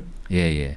그거 실제로 합니다 지금도. 그래서 은퇴하신 교수님들 중에 다시 공공의료기관 같은 데 근무하시는 분들이 있어요. 연세가 이제 꽤 되시는 거죠. 아니 저는 뭐 일할 수 있을 때까지 인력을 활용하는 건 저는 나쁘지 않다고 봅니다. 그래서 맞다 그런 부분도 있다. 그리고 수요라는 것도 정부가 건강증진이나 이런 건강관리를 더 어렸을 때부터 교육을 철저히 하고 해서 관리를 더 잘하면 그런 것도 더 수요도 줄일 수가 있잖아요. 그래서 그다음에 최근에 보면은 이제 AI나 이런 기술들을 활용한 의료 공급의 이제 효율성도 일어나고 있고 그런 것들을 감안할 때 5천 정도는 그걸로 우리가 좀 흡수를 할 수 있지 않을까 이런 판단을 한 거죠. 그래서 15,000이 부족하지만 10,000명은 그러면 그중에 3분의 2는 증원으로 좀 채워보자. 예? 그리고 나머지 5천 정도는 지금 의료계에서 얘기하는 그런 인력의 재배치나 기술의 발전 이런 거를 가지고 그 부족한 간극을 효율성 증대를 통해서 한번 메꿔보자. 그럼 2,000명씩 늘리는 거를 몇 년 하고는 이제 다시 줄이실 거예요? 그거는 그때 가서 또 봐야죠. 그러니까 이제 저희가 장관께서 이 대책을 발표하실 때 분명히 선언하신 것이 판단 기준은 2035년에 10,000명을 채우는 것이 목표인데 중간에 주기적으로 이거는 다시 과학적인 추계를 계속 반복적으로 해서 이 결정이 맞는지 틀린지는 계속 주기적으로 검토해서 의사결정을 하겠다라고 말씀을 하셨기 때문에 그 과학적인 의사결정 체계는 저희가 갖출 예정입니다.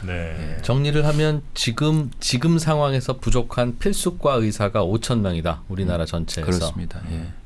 그건 주로 이제 지방에서 부족한 상황이고. 주로 지방이 많이 부족하고. 그리고 앞으로 세월이 흐르면 그 부족분이 지방 필수 중심으로 15,000까지 늘어날 거다. 그렇습니다. 그러니 최소한 10,000명은 늘려서 그 10,000명의 의사가 지방의 필수과 쪽으로 갈 수 있도록 유도해야 한다는 결론인데. 그렇습니다. 그렇게 10,000명을 늘리면 갈 거냐? 그 밑 빠진 독에 물 붓는 상황으로 이제 생각이 든다는 반론이죠. 그러니까 그거보다 더 효율적으로 가게 할 수 있는. 그러니까 서울은 그 평균보다 높다고 하면 사실 서울에서 남는 의사가 지방으로 가주면 되는 건데 그게 뭐 복잡한 일이겠죠. 그러나 갈 수 있는 어떤 환경을 만드는데 노력을 해야 하지 않겠느냐. 그 중에 하나는 서울에서 개원하면 돈 너무 많이 벌어. 그것도 줄여야 한다는데 동의가 됩니다.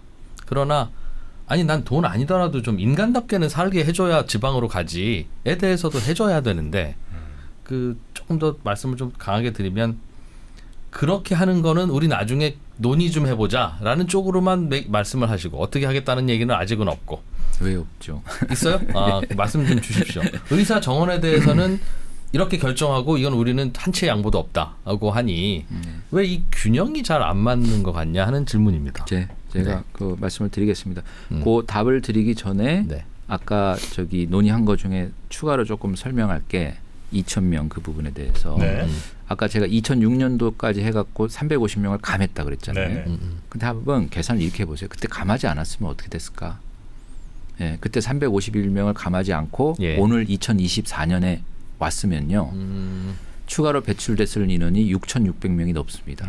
그럼 아까 제가 5,000명 부족하다 그랬잖아요. 안 부족하다는 말씀이에요. 안 부족해지죠. 근데 그러면 그걸 그대로 두고 2035년까지 쭉 끌고 갔으면 어떻게 됐을까요? 그게 10,000명이 넘어요.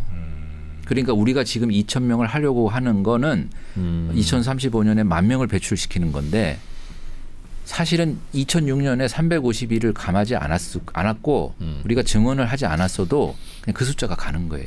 그러면 더 매크로하게 보면은 2,000이라는 게 갑자기 많은 것 같아. 왜냐하면 3,000으로 놓고 2,000 그러니까 66% 아니겠습니까? 예. 많다 이렇게 하는데 이렇게 조그만 시각으로 보지 마시고 대한민국의 큰 라이프를 놓고 보시면은 그때 351을 감하지 않았으면 그대로 갔으면 지금 2,000명을 증언한 거랑 2035년을 갔을 때 거의 유사한 수준이 되는 거예요. 그래서 정부가 이번에 하는 것이 뭘 엄청 과격하게 이렇게 생각하는 거는 아니다. 좀 시계를 넓게 보고 판단을 해야 된다. 밀렸던 거 한꺼번에 하려니 어쩔 수 없다. 뭐 그런 부분이 있습니다. 그리고 아까 학교당 50명이기 때문에 개별 학교당 평균 50명이기 때문에 사실 보면은 그렇게 질 이런 거에 크게 문제 없이 진행할 수 있다. 그리고 질이라는 거는 정부와 학교가 적극적으로 투자를 하면 얼마든지 극복 가능한 그건 부다. 이런 말씀 좀 먼저 드리고요. 지금 말씀하신 것처럼 그럼 증원만 해갖고 지역과 필수로 갈 거냐. 당연히 아까 제가 보여드린 그 계란 잘라놓은 것 같은 그림 있잖아요. 그 균형을 맞추는 거고 그 균형을 맞출 때 이 안에 있는 필수라고 하는 병원의 이 매력도를 지금보다는 높여줘야죠. 지금 매력도가 떨어진 거예요. 보수 수준도 그렇고 근로 여건도 그렇고 그리고 한번 보세요. 아까 제가 위험도 높다 그랬잖아요. 그러면 뭘로 결과가 오냐면 소송으로 다가와요. 위험이 높은 환자를 다루다 보니까 아무리 최선의 진료를 하더라도 문제가 발생합니다. 사망과 같은. 그러면 환자 입장에서 당신 제대로 진료한 거야? 이러면서 막 억울함을 표시하면서 소송도 하고 이런 거예요. 그러니까 굉장히 여건이 안 좋은 거죠. 이분들이. 그러면 이런 굉장히 어려운 여건을 좀 개선을 하자. 이게 우리 필수 의료 정책 패키지의 핵심 내용입니다. 그래서 어저께 저희가 그 사법 안전망 발표를 했는데 제가 이 화면을 한번 좀 비춰주시겠어요? 필수 의료 4대 정책 패키지 하도 패키지가 뭐냐 도대체. 그리고 그 안에 말도 공무원들이 쓰는 말 하니까 너무 어려워가지고 약간 캐치프레이즈식으로 좀 바꾼 건데요. 한번 보세요. 첫 번째가 의료 인력 확충이고요. 이 안에 이제 의사 증원 확대도 있는 것이고 아까 설명드린 수련 체계 개편도 있는 것이고 그다음에 병원을 전문의 중심으로 바꾸자 하는 내용이 있습니다. 무슨 말씀이죠? 이건 뭐냐면은 지금 전공의들이 빠져나가니까 서울 빅5가 다 지금 의료체계 문제가 생기잖아요. 이건 정상이 아니에요. 오늘도 기사가 났는데 동경대학교는 전공의 비율이 10%, 서울대학교는 47%입니다. 그러니까 저렴한 인건비, 그렇죠. 밤새는 인턴 레지던트로 병원 돌리고 맞습니다. 있다는 얘기잖아요. 이건 더 이상 그렇게 가면 안 돼요. 그래서 여기 전문의 중심이란 건 뭐냐면 그러면 동경대처럼 가려면은 100명 중에 9명은 페이를 제대로 주는 의사를 뽑으라는 거죠. 뽑아야 되고 나머지 10명 정도가 수련생. 이렇게 채우는 구조가 되어야 합리적이다. 근데 우리 지금 빅파이는 그 구조가 아닌 거예요. 그래서 이런 체계를 바꾸는 것이고 이게 이제 첫 번째고 두 번째는 동네를 한번 생각해 보실까요? 예를 들면 뭐 호남 지역을 생각을 한다 그러면 광주에 있는 전남대학교를 생각해 볼 수가 있겠죠. 그러면 광주 또는 전남 지역에 사시는 환자가 왜 전남대학교를 가지 않으시고 굳이 KTX를 타고 서울에 오셔가지고 빅5에서 그렇게 진료를 받으시느냐.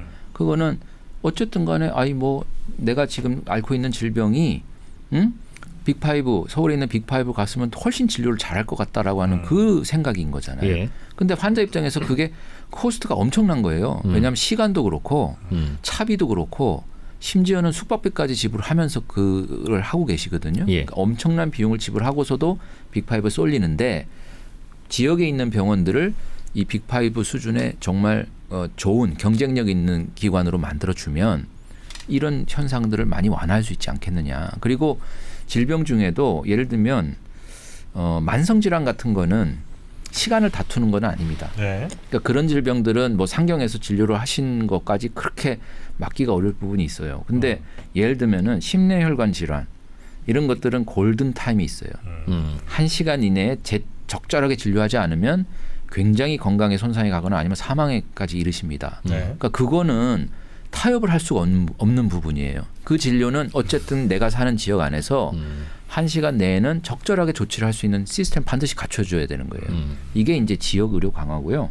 이제 이런 걸 할 수 있는 대책들이 있고 세 번째가 의료사고 안전망인데 이 부분이 이제 엊그제 발표한 것처럼 필수 의료 의사들이 가장 공통적으로 느끼는 게 열심히 진료했는데 소송 당하니까 그래서 일정한 범위에서 특례를 인정해갖고 소송을 형사 절차를 배제하는 이런 이제 특례 제도를 이렇게 두겠다 하는 것이고요. 마지막으로 공정보상인데 이제 아까 말한 저 의료계에서 주로 얘기하는 이제 수가 보상입니다. 필수 의료가 수가가 굉장히 좀 저보상된 게 맞아요. 그러니까 우리나라 수가 체계를 보면은 문제점이 크게 5가지 분야로 나눌 수가 있는데 수술, 입원, 그다음에 처치, 그다음에 영상 그리고 검사. 예. 그럼 이렇게 5개 분야로 나눠서 봤을 때 앞에 3개요. 수술, 처치, 입원.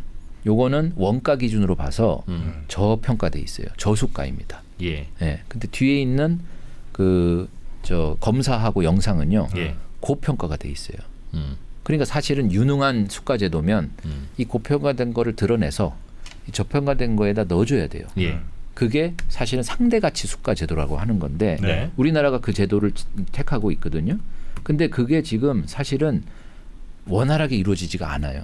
그러니까 이런 불균형된 상태가 오래 지속이 되다 보니까 한번 생각해 보시죠. 인기 과목이 어딘가요? 피, 안성, 정제, 영 이러잖아요. 네. 예전에는 내외산소라고 그래서 이게 이제 바이탈 필수 과목이거든요. 이 과목들이 훨씬 인기가 있고 의과대학 내에서도 거기를 지원하는 것이 예. 그 명예롭고 자존심이 있다 이렇게 인식이 됐는데 지금은 그런 게 아니라 이제 인기 과목이 바뀐 것들이 이런 수가의 불균형 구조가 오래 지속되고 그게 왜 오래 지속됐습니까? 설명 좀 해주실 수 있으세요? 예, 그 오래 지속된 거는 정부의 책임 반, 의료계 책임 반입니다. 예, 설명 좀 부탁드리겠습니다. 제가 그 설명을 드릴게요. 예. 이 상대 가치를 조정하는 것이 매우 어렵습니다. 여야가 합의하는 것보다 더 어려워요. 에이, 설마 그렇게 어려우려고요. 여야 합의는 불가능한 거고요. 아, 원래. 불가능입니까? 이런 거죠. 그럼 아까 제가 이게 간편하게 얘기를 해서 5개 분야로 나눴는데 네. 그 안에 들어가면 수천 가지가 있어요. 예. 네, 그리고 각 과목이 네. 자기네가 주로 하는 분야들이 있어요. 네. 그러면 아까 개념적으로는 영상 검사를 빨리 걷어내야 돼요. 거기에 있는 일종의 마진을 거기에 그래도 좀 줄여서. 오버페이 하는 거를 예. 빨리 걷어서 언더페이 하는 데다가 밀어 넣어줘야 됩니다. 네네. 그게 상대가치 수가 예. 조정인데 예. 이게 원활치가 않아요. 제가 하는 사례를 말씀드릴게요. 아까 그 영상이라고 하는 거 이렇게 우리로 얘기하면 이제 MRI 찍고 엑스레이 찍고 그런 거예요. 그런 것들이 오버페이가 되는데 왜 오버페이가 되는지 제가 설명드릴게요. 이게 수가에 대한 구조를 좀 설명을 드려야 되는데 수가는 이렇게 결정됩니다. 원가가 얼마인지를 측정을 하고 그 원가에 맞게 가격을 정해줘요. 그러면 우리가 수술이라고 하는 행위를 보세요. 그러면 수술장에 의사 간호사들이 들어가 수술하잖아요. 그러면 수술할 때 이거 몇 시간 걸리나? 1시간 걸리네. 그럼 1시간 동안 의사 간호사 거기 투입된 인력의 인건 비하고 그 차지하는 공간 그리고 거기에 들어간 각종 장비 이런 것들이 그 수술이라고 하는 수가에 녹아 들어갑니다. 예. 그러면 아마 대체로 인건비하고 물건비가 이렇게 몇 대 몇으로 나눠질 거예요. 네. 그다음에 이제 아까 장비라고 얘기하는 이제 영상 검사 이런 거는 주로 사람 인건은 거의 안 들어가요. 그렇죠. 물론 판독이 있지만 판독비 따로 드리기 때문에 그러면 뭐냐면 여기는 기계값이에요. 그러면 MRI가 한 장 찍을 때 얼마인지 수가를 정하려면 MRI라는 기계가 들어오잖아요. 이거 네. 얼마짜리냐? 5억짜리다. 내구인은 얼마냐? 5년이다. 그럼 하루에 몇 번 돌려? 100번 돌려. 그러면 가격이 탁 나와요. 네, 나오겠죠. 그렇겠죠? 네. 근데 현실에서는 어떠냐? 그래서 수가를 정해서 줬는데 예. 현실에 가보면 이래요. 300번 이상 돌리는 데가 나와요. 주로 어디 상급종합병원에. 예. 원래 한 100번 정도 돌리는 건데. 그러니까 평균 100번으로 봤는데. 환자 많으면 많이 찍지. 예. 그러니까 지금은 뭐 저 빅5 이런 데는 밤새 돌립니다. 예. 그러니까 300번이 아니면 수백 번이 나오죠. 그러니까 그러면 그거는 뭐냐면 횟수가 늘어나면 그만큼은 전부 다 이제 초과이윤이 돼요. 그렇겠죠. 그러니까 병원 입장에서는 굉장히 수익성이 좋은 파트가 되는 거예요. 근데 그거는 뭐 언뜻 드는 생각인데 횟수에 예. 따라서 적게 찍는 시골에는 높여주고 많이 찍는 빅5는 줄이면 되잖아요. 예. 근데 그건 나중에 설명드릴게요. 예, 예. 그러면은 이런 거예요. 그러면 상급 종합병원에 뭐 300번 이상 찍는다. 예. 종합병원은 보니까 한 200번 찍는다. 병원급은 보니까 한 150번 찍는다. 근데 의원급에도 있어요. 그런 장비들이. 네. 의원은 보니까 한 110을 차지해요. 그러면 이렇게 평균을 놓으니까 한 130이 돼서 예. 오버페이를 하고 있는데 그럼 이론적으로는 이 130%를 걷어내야 되잖아요. 예. 근데 30%를 걷어내려 그러면 굉장히 반발을 해요. 뭐 병원도 반발하고 이 학회죠. 이제 주로 영상 뭐 이제 영상을 예로 들었으니까 제가 죄송합니다. 이제 영상학과 선생님들한테 혼날 것 같은데 영상을 예로 들었으니까 영상 그 학회 이쪽 분야는 이게 무슨 소리냐 이제 막 반발을 하고 그다음에 이제 아까 거기도 종합병원서부터 의원급으로 나눠지는데 30을 덜어내면 이론적으로는 그런데 의원급을 가면 이제 자기네는 110밖에 못 하고 있는데 30을 덜어내면 이제 손해가 나는 거잖아요. 물론 그렇죠. 네. 예. 이걸 이제 감당을 못 하겠다. 그래서 그때도 몇 년 전에 한번 조정을 할 때 결국은 10%밖에 못 걷어낸 거예요. 그래서 제가 그때는 이제 제가 이 업무를 담당하고 있지 않아서 도대체 왜 이때 30을 걷어냈어야 되는데 10밖에 못 걷어냈냐. 그랬더니 이제 그런 반발, 그다음에 손해를 볼 수 없다. 이런 것들 때문에 결국은 어떻게 보면 좀 정치적으로 결정이 돼야 된달까요? 굉장히 합리성과 그 과학적인 근거로 해야 되는데 결국은 최종 의사 결정할 때는 그런 점들을 고려해 갖고 그래 누구라도 손해 안 봐야 이게 반발을 안 하니까 조용조용하게 넘어간다. 네, 그렇게 하는 거예요. 그러면 그 불균형이 완전히 해소되지 않은 상태로 그러니까 이제 10을 걷어냈으면 아마 그 걷어낸 10으로 수술 여기다가 넣어줬습니다. 예, 넣어줬는데 여기는 언더가 굉장히 또 심한데 그것이 완벽하게 해결이 안 되고 코끼리 비스킷이다 이거죠. 그렇죠. 여기는 오버가 심한데 그것도 완전히 해소가 안 되고 그러니까 할 때마다 조금씩 조정은 되는데 근데 이것도 사이클이 5년, 7년 이렇게 한 번씩 해요. 그러면 5년, 7년 동안은 이 불균형이 쭉 가는 거예요. 그래서 저희가 이번에 패키지 할 때 앞으로 수가 제도는 이 조정을 우선은 2년 단위로 빨리 바꾸겠다. 그리고 그게 정착이 되면 매년 하겠다고 했어요. 그래서 이거는 리밸런싱입니다. 그러니까 이게 의료계가 얘기하는 아랫돌 빼서 윗돌 메꾸는 거예요. 예, 이거는 순투자가 아니라 100에 딱 고정된 거에서 그 상대적 불균형을 조정하는 상대가치 조정이거든요. 이게 첫째가 있고요. 수가는. 그걸 하겠다. 그 두 번째는 뭐냐면 그럼에도 불구하고 이 수가에서 제대로 가치를 반영을 못하는 게 있어요. 여기 제가 화면을 한번 좀 보실까요? 이렇게 보시면은 이제 수가 가격이 있고 진료량을 곱하면 총 진료비가 나오는데 이 가격이 해당하는 수가에는 보면 제가 조금 전에 설명한 상대가치 점수가 있고요. 여기는 시간, 노력, 인력, 시설, 장비 이런 게 들어가요. 원가 개념으로. 그러면 이제 인력 같으면은 얼만큼 시간이 들어가는지를 측정해서 들어가는 거고 나머지 물건비는 이제 명확합니다. 들어가는 구조가. 근데 여기서 잘 반영을 못하는 게 있어요. 예를 들면 제가 이런 설명을 한번 드릴까요? 지난 대통령 행사 때 어떤 충북대학교 모 교수님이 발언을 하셨는데 자기 젊을 때는 연간 170일을 당직을 섰고 지금도 70일을 당직을 서고 있다. 연세가 이제 50이 넘으셨는데 이런 얘기를 하시면서 명절 연휴 이럴 때 절대 못 쉬고 콜 받으면 바로 튀어나와야 되고 이런 여건에서 일을 하시는 거예요. 심장내과가 뭐냐면요. 왜 혈관 막혔을 때 스텐트 껴가지고 이렇게 쪼는 거 있잖아요. 근데 그때 제때 골든타임 놓치면요. 이제 큰일 나요. 그렇기 때문에 시간이 되게 중요한 분야입니다. 그러니까 늘 초긴장 대기 상태 이제 이런 삶을 누리시는 건데 그러면 그런 게 필수 의료인데요. 그 필수 의료를 페이할 때 어떻게 하냐면 아까 제가 그 원칙되는 것처럼 실제로 시술이 이루어지면 거기에 인력이 몇 명 들어갔고 시간이 얼마 걸렸고 공간을 얼마 차지했고 해서 이제 수가 드리잖아요. 근데 온콜 대기하고 당직하고 그러면 대기를 하고 있는데 아무도 환자가 안 왔어요. 그러면 안 받는 거냐? 그럼 아무것도 대가가 없어요. 그죠? 그러니까 이거는 결국은 이런 구조는 필수 의료한테 불리할 수밖에 없는 수가 구조인 거예요. 그러네요. 그래서 저희가 선언한 것이 앞으로는 위험도 그러니까 시술이나 똑같이 1시간짜리라도 굉장히 위험도가 큰 게 있다. 지금도 위험도가 반영이 돼 있는데 한 1.2% 너무 약해요. 그래서 이 위험도가 큰 거는 더 많이 팩터를 키워서 위험도가 큰 거는 페이를 더 많이 하자. 두 번째는 이렇게 아무 일 안 하고 대기하고 있어도 그거조차도 사실은 우리한테는 필요한 조치이기 때문에 거기에 대해서도 페이를 하자. 그리고 숙련도. 그거 아십니까? 똑같은 시술이라도요. 숙련도가 높은 분은 순식간에 합니다. 근데 똑같은 시술인데 숙련도가 떨어지면 시간이 더 걸려요. 그렇겠죠. 그렇잖아요. 근데 이런 게 있어요. 이거는 근데 과목에 따라서 어떤 시술이 예를 들면 펠로우의 한 5년의 절차의 수련이 있어야만 본격적으로 시술을 할 수 있는 그런 시술들이 있대요. 그러면 이제 그 과정을 거쳐야만 이 시술이 들어가는데 이 시술도 보니까 15분짜리네.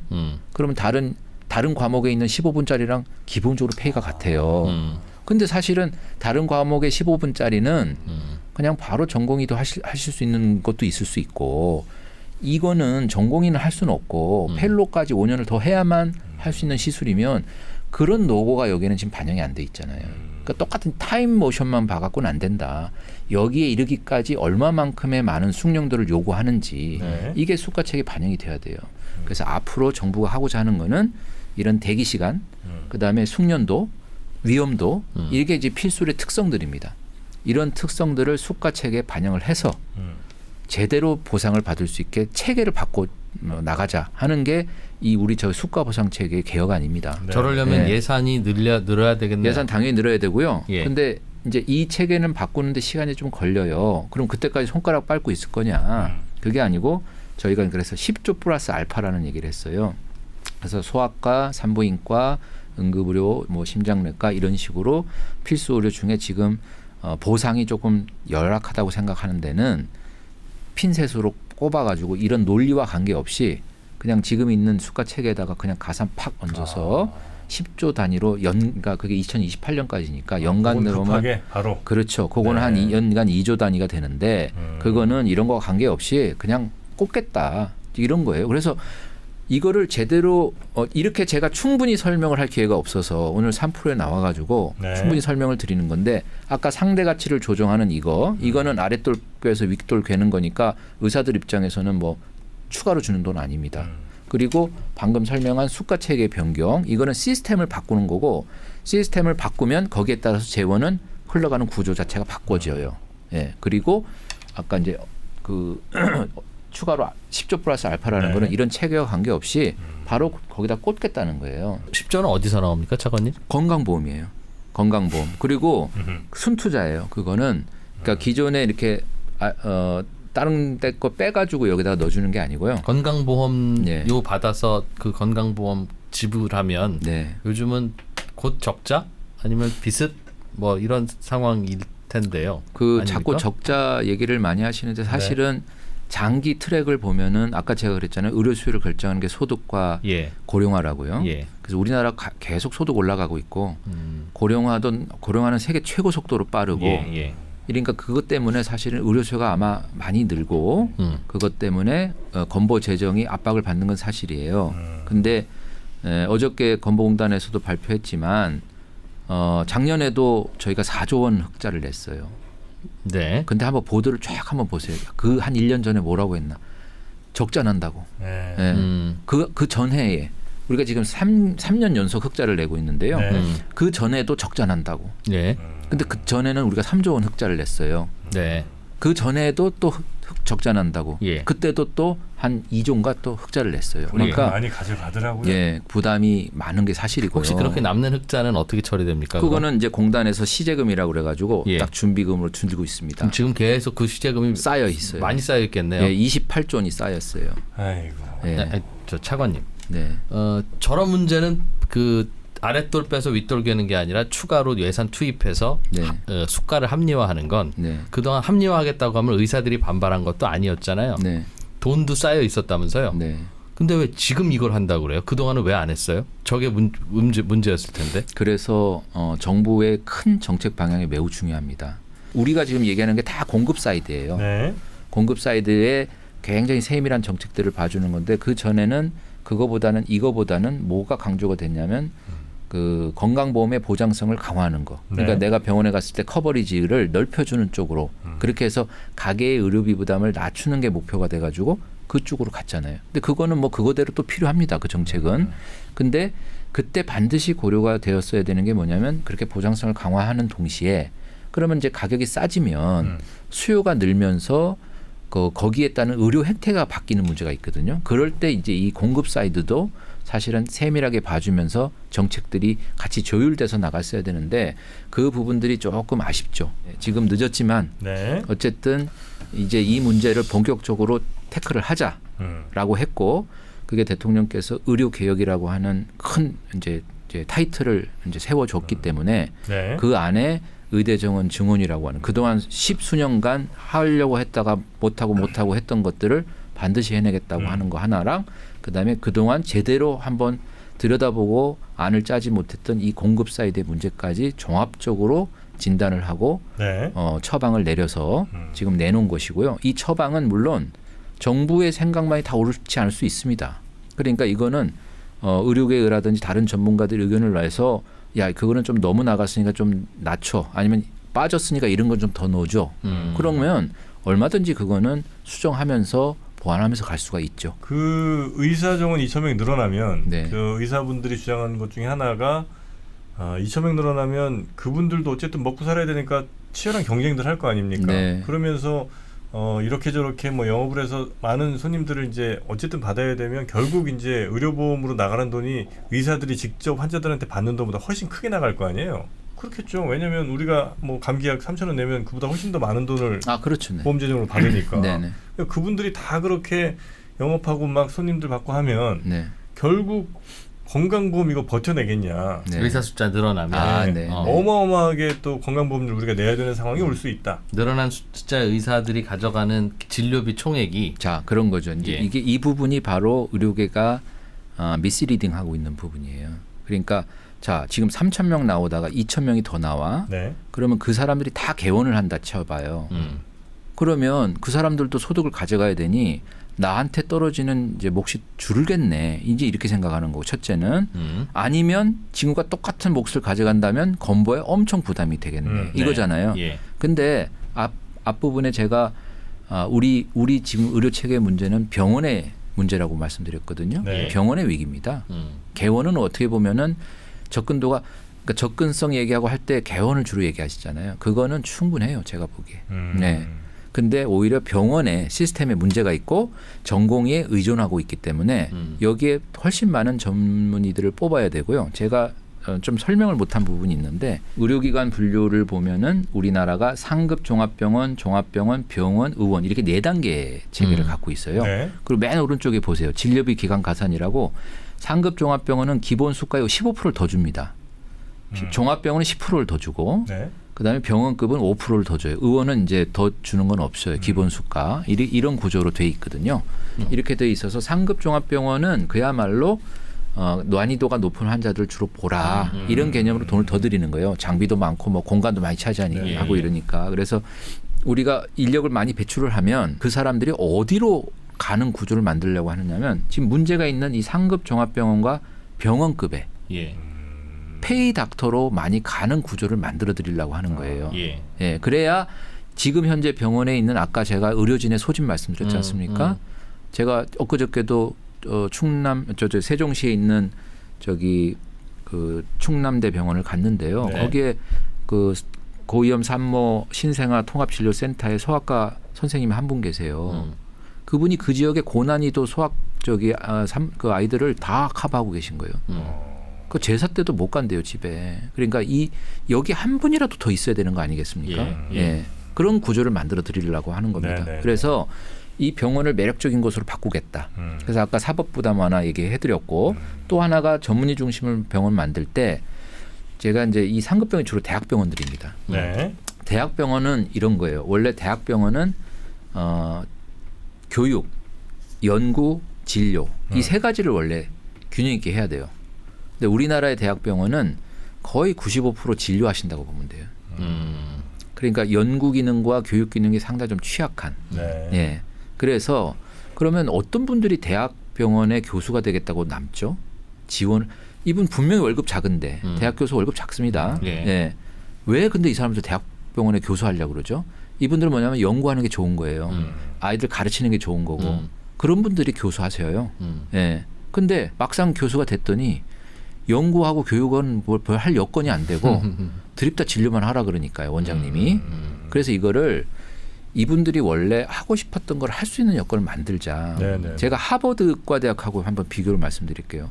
하버드 의과대학에 한 해 그 신입생 수가 한 200여 명 된다고 하더라고요. 근데 거기 교수 수가 몇 명인 줄 아십니까? 많아요? 예, 많은가 보죠. 엄청 많습니다. 1,000명쯤 돼요. 10,000명이에요. 10,000명. 10,000명이요? 네. 거기도 좀 줄여야 되겠네. 10,000명이에요. 근데 10,000명? 그래서 교육은 어떻게 하세요? 그랬더니 뭐 돌아가면서 조금씩 하는 거예요. 근데 대부분 보면 학생 보기가 힘들겠네. 이게 병원이 많아서 그래요. 병원이 뭐 8개인가 6개인가 있어요. 그러니까 그 다 병원에 소속돼 있으시고 진료도 보고. 예, 진료도 보고. 예. 근데 이분들이 진료하고 연구가 굉장히 균형 있게 갑니다. 뭐 당연히 그러니까 R&D 투자도 많이 가는 거죠, 병원에. 네네. 뭐. 그러니까 저는 사실 대한민국의 보건 의료를 그냥 환자 진료하는 것만으로 그렇게 제한해서 체계를 만들어가면 안 된다고 생각해요. 네네네. 제가 보기에는 지금의 대학병원의 그 스태프 수들은 뭐 지금 현행 스태프 수보다 거의 2배 이상은 저는 늘어야 된다고 보고요. 그렇게 되면 네. 그분들의 진료 부담을 줄이면서 나머지 시간은 연구에도 쓸 수 있도록. 대학병원의 분들이 이걸 싫어할 리가 없을 것 같은데. 당연히 싫어할 리가 없죠. 네. 또 왜 이렇게 반대하는 거예요? 아니 이거를 반대하지는 않아요. 이거는 좋아라 하십니다. 네. 근데 2,000명 늘리는 건 반대하시는 거고. 예, 근데 이제 이 구조가 되려면 네. 이제 증원도 늘어나지만 대학의 각종 규제와 이런 거 다 바꿔줘야 되고 저희가 국립대학병원들은 정부가 직접 하는 건 국립대학병원이니까 국립대병원은 지금 정원, 총정원과 인건비 규제가 있어요. 그 공공기관 운영에 관한 법률에 네네. 따라서 그래서 그것도 이미 기재부랑 협의를 해서 그 기타 공공기관을 해제하자 내년에는 이렇게 다 정리가 돼 있고 그 위원회에서도 또 보고가 됐어요. 네네. 그래서 이거를 규제를 풀어주면 이제 대학이 자율로 스태프들을 더 뽑을 수가 있습니다. 그럼 우리가 할 일은 뭐냐면 예. 보건복지부가 할 일은 이렇게 스태프를 더 뽑아도 병원이 적자나지 않고 운영할 수 있도록 그 적정한 수가를 지원을 해주고 그다음에 더 뽑았을 때 이 분들이 나머지 시간을 R&D에 쓴다 그러면 그 R&D에 투자하는 R&D 규모도 늘려주고 지금은 대학 의과대학 교수가 R&D를 할 때 이제 미국 제도하고 이제 거기서 차이가 나는데 이걸 바이아웃 제도로 하는데요. 자기 시간을 R&D 자금으로 사는 그게 우리나라에 못하게 돼 있어요. 근데 그런 규제도 저는 좀 풀어드리고 싶고, 예, 그렇게 해서 전체적으로 대학병원의 구조는 교육, 임상, 연구가 균형 있게 돌아가게 하면 이거는 네. 그분들이 원래 꿈꿨던 잡이 되는 거고 그 다음에 국가적으로는 거기서 아주 우수한 연구들이 나오면 그거는 미래 세대의 진짜 좋은 일자리와 먹거리들이 많이 생산되는 구조죠. 차관님이 꿈꾸시는 그 한국의 의료 시스템은 네. 그럼 지금은 이젠 그 건강보험 흑자 난 그 부분을 쌓아놓지 않고 의료 현장에 투입하기만 하면 네.